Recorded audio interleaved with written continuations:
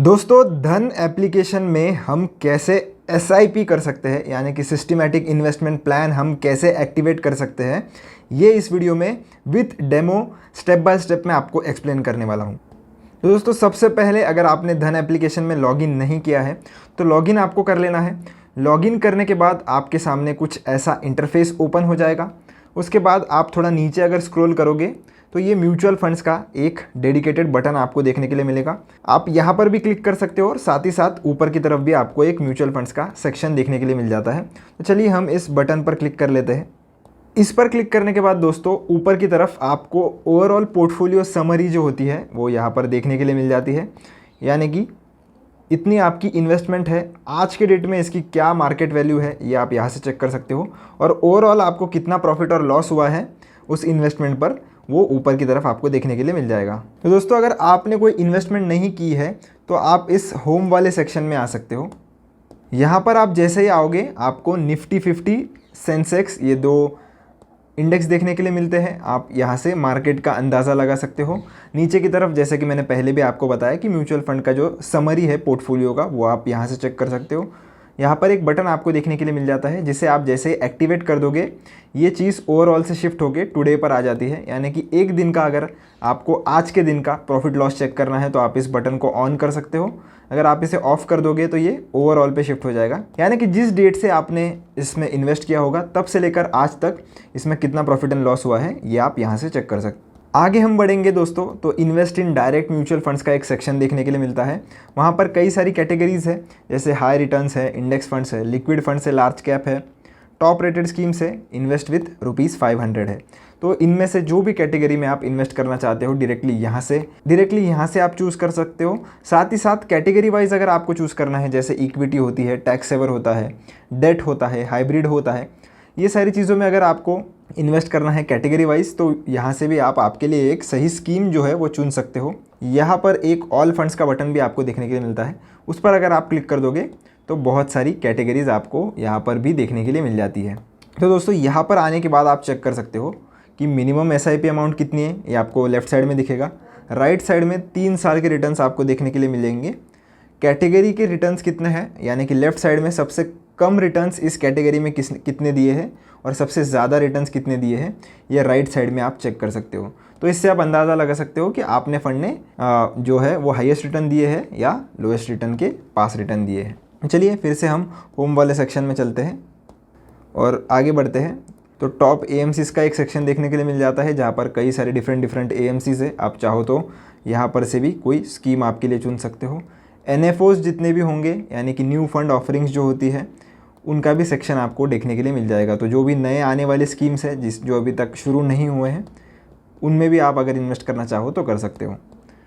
यहाँ पर start SIP का एक कॉलम है, यानी कि अगर आपको ₹100 प्रति मंथ से एसआईपी शुरू करनी है तो वो आप यहाँ से कर सकते हो। 500 से करनी है तो उनका भी ऑप्शन इन्होंने दे के रखा है। तो दोस्तों मात्र ₹100 से आप एसआईपी में इन्वेस्टमेंट शुरू कर सकते हो।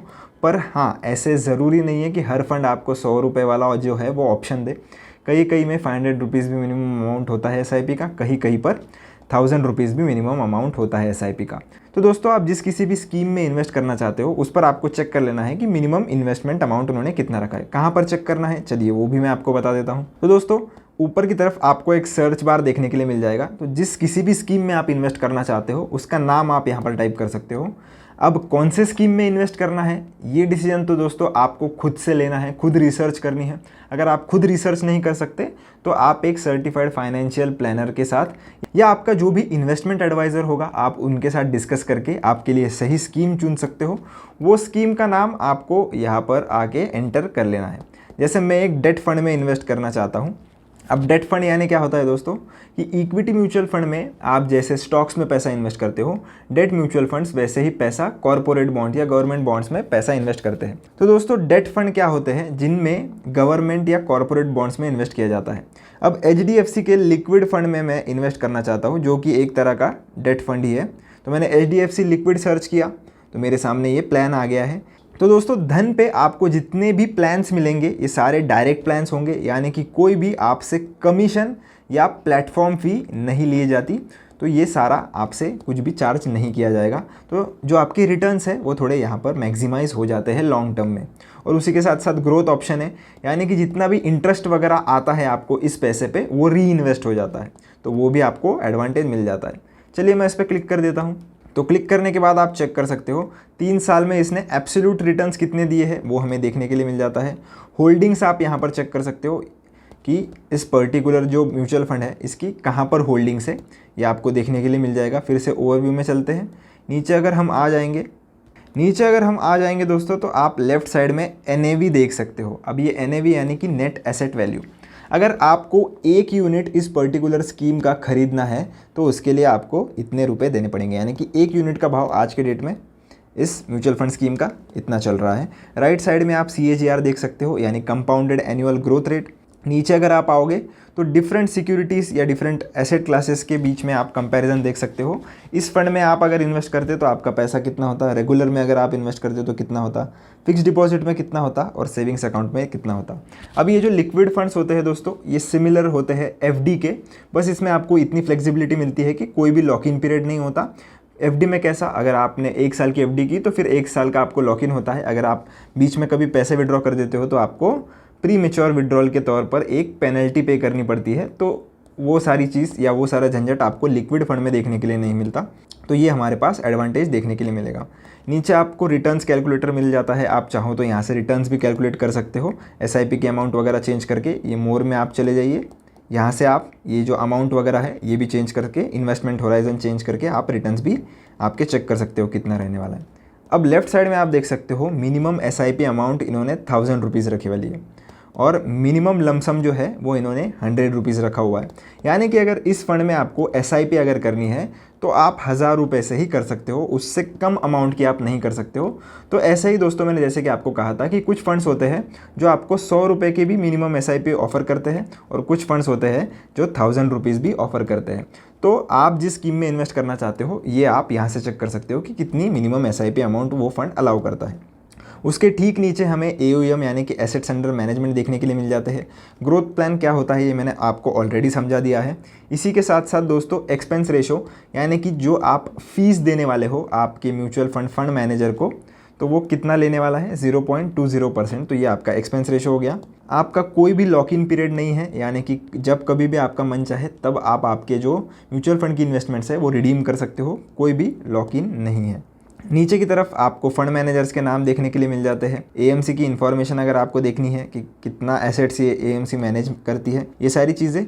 इसी के साथ साथ रिस्कोमीटर जो बहुत ही इंपॉर्टेंट होता है, यानी कि इस पर्टिकुलर स्कीम में अगर आप इन्वेस्ट करते हो तो कितना रिस्क इन्वॉल्व है, तो मॉडरेटली लो रिस्क है। क्यों? क्योंकि ये एक डेट स्कीम है। अगर यहीं पर एक इक्विटी स्कीम होती तो इक्विटी स्कीम में ये रिस्कोमीटर कुछ ऐसा आपको शो करता जो कि वेरी हाई रिस्क होता है। तो ये सारी बातें एनालाइज करने के बाद हम इस इन्वेस्ट नाउ वाले बटन पर क्लिक कर सकते हैं। अब 2 ऑप्शन आपको आ जाता है, SIP और वन टाइम। तो जिसको भी लमसम इन्वेस्टमेंट करना है, मेरा और एक वीडियो है जिस पर मैंने लमसम इन्वेस्टमेंट भी करके बताया है। अगर आपको लमसम चाहिए तो आप वो वाला वीडियो चेकआउट कर सकते हो। इस वीडियो में हम SIP करने वाले हैं, यानी कि सिस्टमेटिक इन्वेस्टमेंट प्लान लगाने वाले हैं, जिसमें हम एक पर्टिकुलर फ्रीक्वेंसी के साथ इन्वेस्ट करने वाले हैं। तो चलिए इन्वेस्टमेंट अमाउंट मैं पहले लगा देता हूं। तो मुझे 3000 की SIP करनी है दोस्तों, तो मैंने 3000 लगा दिया है।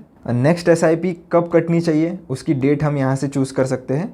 तो ये फ़िलहाल के लिए आप देख सकते हो 14 नवंबर पर सेट है, तो मैं इसको एडिट करना चाहूँगा और मैं इसे कर देता हूँ 6 को।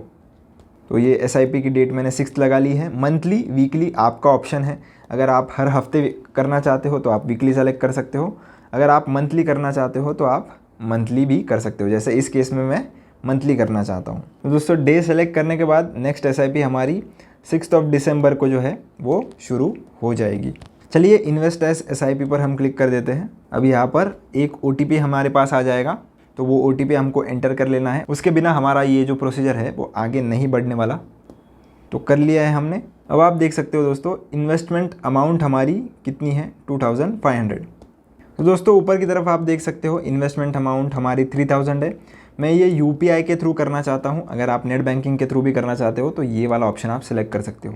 यहाँ पर ये वाले स्पेस पर आपको UPI ID आपकी एंटर करनी है, जो कि लिंक होनी चाहिए इस पर्टिकुलर बैंक अकाउंट के साथ। अगर आपकी ये UPI ID जो है वो लिंक नहीं होगी तो आपका पेमेंट फेल हो जाएगा, तो ये बात भी आपको ध्यान में रखनी है। तो चलिए दोस्तों अब मैं क्लिक कर देता हूँ इस मेक इन्वेस्टमेंट ऑफ 3000 वाले बटन पर।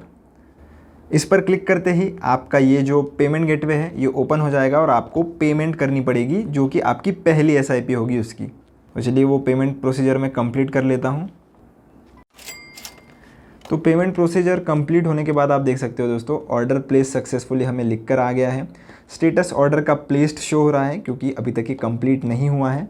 अब मैं गो टू होम पर क्लिक कर दूंगा और यहाँ पर आप देख सकते हो ऑर्डर्स इन प्रोग्रेस में आने के बाद कि ये जो ऑर्डर हमने लगाया है 3000 का वो इन प्रोग्रेस शो हो रहा है। इस पर अगर मैं क्लिक करूँगा और व्यू डिटेल्स में अगर मैं चले जाता हूँ तो यहाँ से आप ट्रैक कर सकते हो कि आपके ऑर्डर जो है वो कंप्लीट हुई या नहीं। अगर ये ऑर्डर कंप्लीट हो जाती है, जिसमें लगभग 1 से 2 दिन का समय लगता है, 1 से 2 दिन के बाद आपका ये जो यूनिट्स होंगे म्यूचुअल फंड के वो आपके डीमैट या इस वाले अकाउंट में शो होना शुरू हो जाएंगे। तो आपको पैनिक नहीं करना है कि आपके पैसे तो कट गए पर आपका ये जो पोर्टफोलियो है वो अपडेट नहीं हो रहा है। जैसे कि मैं आपको दिखा देता हूँ, इस पर ये आप देख सकते हो कि मेरा भी अभी तक ये अपडेट नहीं हुआ है, भले ही मैंने पेमेंट कर लिया है। तो इसे टाइम लगता है, प्रोसेस कंप्लीट होने के बाद, सेटलमेंट होने के बाद ये ऑटोमेटिकली यहाँ पर शो हो जाएगा। तो आशा करता हूँ दोस्तों आपको धन एप्लीकेशन में SIP कैसे लगानी है या SIP के साथ आप कैसे इन्वेस्टमेंट कर सकते हो, ये चीज़ की प्रोसीजर पूरी तरीके से समझ में आ गई होगी। वीडियो पसंद आया हो तो लाइक शेयर सब्सक्राइब ज़रूर करना। मिलता हूँ आपसे नेक्स्ट वीडियो में। धन्यवाद।